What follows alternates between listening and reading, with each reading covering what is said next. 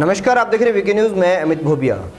चीन के राष्ट्रपति शी जिनपिंग पहले भारत आए, फिर नेपाल गए।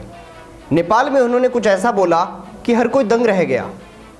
हर तरफ सवाल खड़े होने लगे कि शी जिनपिंग को इतना गुस्सा क्यों आया। ऐसा क्या है कि शी जिनपिंग ने नेपाल की धरती पर जाकर बोल दिया कि किसी ने अगर चीन को तोड़ने की कोशिश की तो मैं उसकी हड्डी पसली तोड़ दूंगा। आखिर क्यों? किसी दूसरे देश में जाकर शी जिनपिंग को यह बोलने की जरूरत क्यों पड़ी?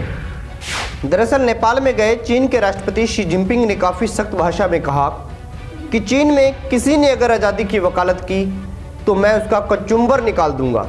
नेपाल के नेताओं से बातचीत के दौरान शी जिनपिंग ने कहा, अगर चीन के किसी हिस्से में मुल्क को बांटने की कोशिश की तो उसकी हड्डी पसली तोड़ दी जाएगी।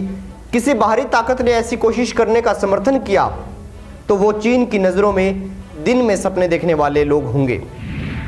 शी जिनपिंग ने इस गुस्से का कोई कारण तो नहीं बताया, लेकिन शी को ये गुस्सा क्यों आया इसके कई कारण निकाले जा रहे हैं, इसके कई मायने सामने आ रहे हैं। पहला ये कि नेपाल में जब शी जिनपिंग गए तो तिब्बत की आज़ादी का समर्थन करने वाले कुछ तिब्बती एक्टिविस्टों ने राष्ट्रपति शी जिनपिंग के दौरे का विरोध किया। इन प्रदर्शनकारियों को नेपाल सरकार ने पकड़ लिया और इन पर कड़ी कार्रवाई की। इसी के साथ दूसरा कारण ये माना जा रहा है कि हांगकांग में पिछले 4 महीने से जो विरोध प्रदर्शन हो रहे हैं, शी का बयान उसके बारे में है। दोस्तों, दरअसल मुद्दा ये है कि चीन में भी लोग आज़ादी के लिए लड़ते हैं, चीन में भी लोग लोकतंत्र के लिए लड़ते हैं, क्योंकि चीन में कहने मात्र का लोकतंत्र है। सही मायने में तो चीन में तानाशाही है, लोकतंत्र दूर दूर तक वहाँ दिखाई नहीं देता। साल 1997 में जब ब्रिटेन ने हांगकांग को चीन के हवाले किया था, तब चीन ने एक देश दो व्यवस्था की अवधारणा के तहत कम से कम 2047 तक हांगकांग के लोगों की स्वतंत्रता और उनकी अपनी कानून व्यवस्था को बनाए रखने की गारंटी दी थी। यानी चीन ने कहा था, हम हांगकांग में कोई दखल नहीं देंगे, वहाँ के लोग आज़ाद हैं। इसके बाद हांगकांग ने आर्थिक क्षेत्र में तेज़ी से तरक्की की, दुनिया के सबसे बड़े वित्तीय शहर के रूप में खुद को विकसित किया। 2 दशक पहले तक चीन को हांगकांग की इतनी ज़रूरत नहीं थी, लेकिन अब चीन पूरी तरह से हांगकांग पर निर्भर है। हांगकांग का कद दिनों दिन बढ़ता जा रहा है। आधिकारिक आंकड़ों के मुताबिक 2017 से 2018 में चीन में करीब 125 अरब डॉलर का प्रत्यक्ष विदेशी निवेश किया गया, जिसमें से 99 अरब डॉलर का निवेश हांगकांग की ओर से था। ये कुल निवेश का करीब 80% हिस्सा था।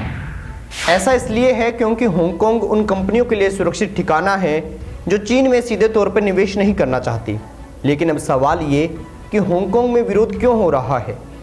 ये विरोध इसलिए हो रहा है क्योंकि जब 1997 में ब्रिटेन से चीन को हांगकांग मिला, तब चीन ने एक देश दो व्यवस्था की अवधारणा के तहत कम से कम 2047 तक हांगकांग के लोगों की स्वतंत्रता और उनकी अपनी कानून व्यवस्था बनाए रखने की गारंटी दे दी। लेकिन अब चीन तो चीन है, वो कहाँ 2047 का इंतजार करने वाला था। उसने लोकतंत्र का समर्थन करने वालों को जेल में डालना शुरू कर दिया। आपको याद होगा, साल 2014 में हांगकांग में 79 दिनों तक अम्ब्रेला मूवमेंट चला था, जिसमें जितने भी लोकतंत्र का समर्थन करने वाले लोग थे, उन सभी को चीनी सरकार ने जेल में डाल दिया, उन पर कार्रवाई करनी शुरू कर दी। तानाशाही चीनी सरकार हमेशा से ही लोकतंत्र को कुचलती आई है।